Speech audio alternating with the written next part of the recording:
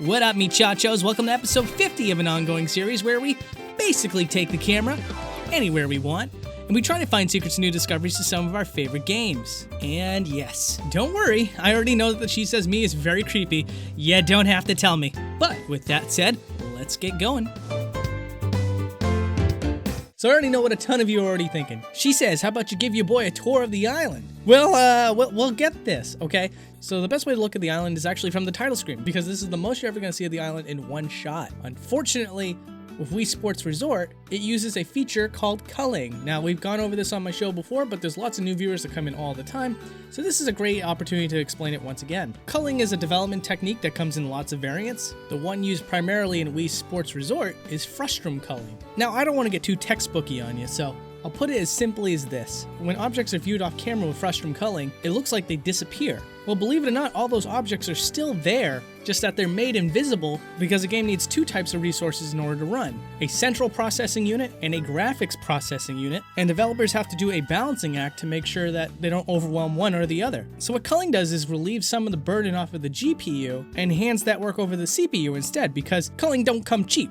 It's something that the CPU has to do. Now, all this is fascinating, but it's terrible for boundary breaking. And so if I was to manipulate the camera in any of the other modes, where the camera is at least stationary, you'll find that most of the island is, missing. But what's really cool is that the water that works as the shoreline actually wraps around the entire island, and you can see the outline of the island and check out what's supposed to be there.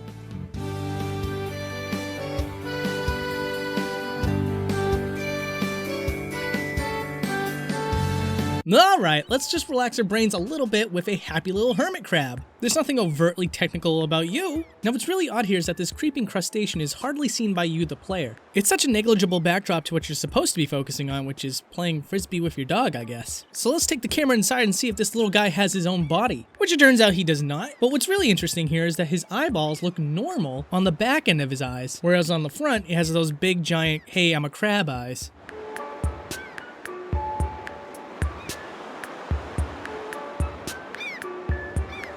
Hey, remember that little intro that was at the beginning of the episode? Well, let's get into that for a little bit. In the skydiving event, you're actually inside the plane waiting to take your dive. But the camera here is really restricted, and for good reason. If we were to zoom the camera out, you can see that the plane's cabin is actually trapped inside a white box. Now, this white box is put in place so that light could look like it's peeking through windows and the door when your character's about to jump out. Also, the pilot over here has his own face, though it's difficult to get a look at him. More importantly, he's missing a body. I mean, if the game's developers never wanted to take you into the front seat, why would you need a body, right?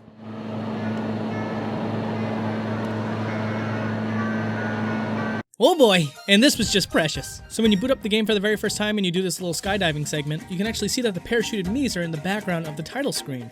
Now, this is the lowest of the low poly peach moments I've ever seen on this show. The Miis turn into super low polygon character models. And I'm sure you're ready to dispute whether or not those are actually 3D. I know, it's really hard to believe, but these are actually 3D models. They are not textures.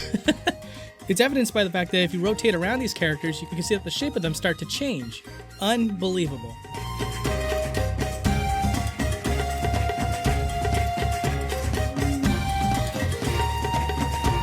Now, in past episodes when I've shown you a split screen, it usually come to find out that the magic camera actually manipulates both screens at the same time. And in other past episodes when I've shown you a mirror or a magic painting, you can manipulate the environment inside the reflection. However, you can't go inside of it because it's essentially pasted on top of a texture layer. So it's surprising to see in Wii Sports it kind of does both. If you move the camera around, it manipulates both screens, but it also moves around a flat large screen in a weird 3D space. Now, what makes this space particularly strange is that there's a turquoise rectangle on the right side of the screen.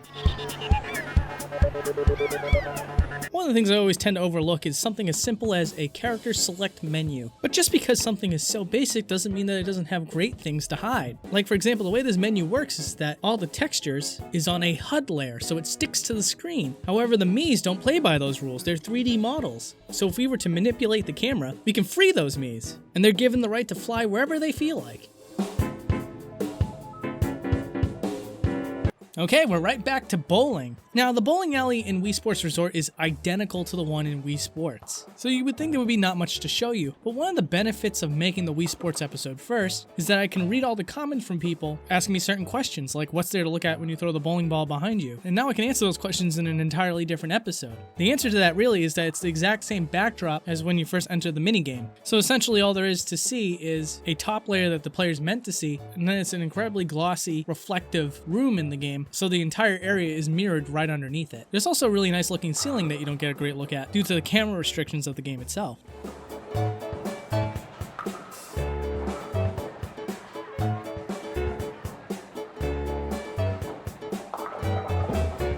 So this was a viewer request, and it's something that we don't usually look at on Boundary Break, so please don't hate me for adding this segment. But someone wanted to know what it looked like to do the plane minigame in first person. And I figure I can show you what that looks like and how well it functions without specifically programming it to do so. And for the most part, it works okay. Obviously, the plane itself is going to mask your vision somewhat, but all in all, you can see where you're going and you can actually pilot the plane. There is one drawback though. It's very difficult to make a sudden descent, which is something you don't typically have to do here. Well, one segment in particular, which is piloting the plane inside the volcano, can be especially difficult. So if you were to repeat my process, I'd recommend going into third person at least for that one part. Other than that, go nuts. It's fun. Hold on a second, what am I doing here? Am I reviewing Wii Sports Resort for a feature that doesn't exist in the game? Moving on. There is definitely a strike of irony here that golf, of all things, has the most amount of interesting facts for this episode. And the first thing that I want to show you guys is a zoom out of one of the golf courses. Mostly because golf is one of the only areas in Wii Sports Resort that doesn't use the island, and instead has very intentional set pieces, like a lot of traditional linear games. And way off in the distance, you can see Woohoo Island, but zooming up to it doesn't really do it much service. As with most games with backgrounds that use textures, it's incredibly low resolution. This is because you would never ever get close enough to see it for what it really is. And that is 100% attributed to the fact that it's too far away and the Wii uses 480p resolution. And finally, there's one last thing I'm able to look at in golf that people kept bugging me about ad nauseum in Wii Sports, which was checking out some castle that's in one of the courses. I missed it, and thankfully it's in Wii Sports Resort, so we can actually go back and take a look at it.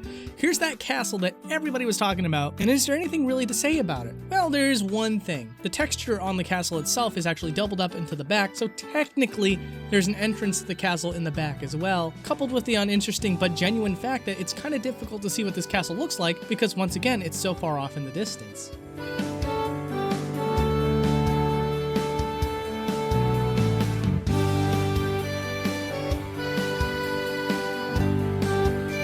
Really quick, someone wanted to know on Twitter what happens to your sword fighters after they drop into the water. Now, this is more of an uninteresting curiosity satiator, but the truth is they just disappear. The second that their character model goes underwater, blip, they're gone.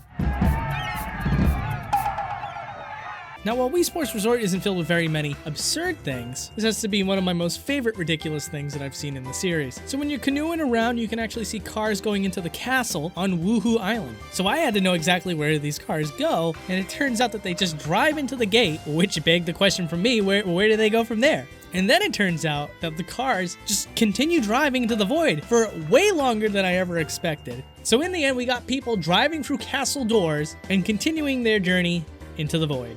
Even more trippy than psychic pancakes.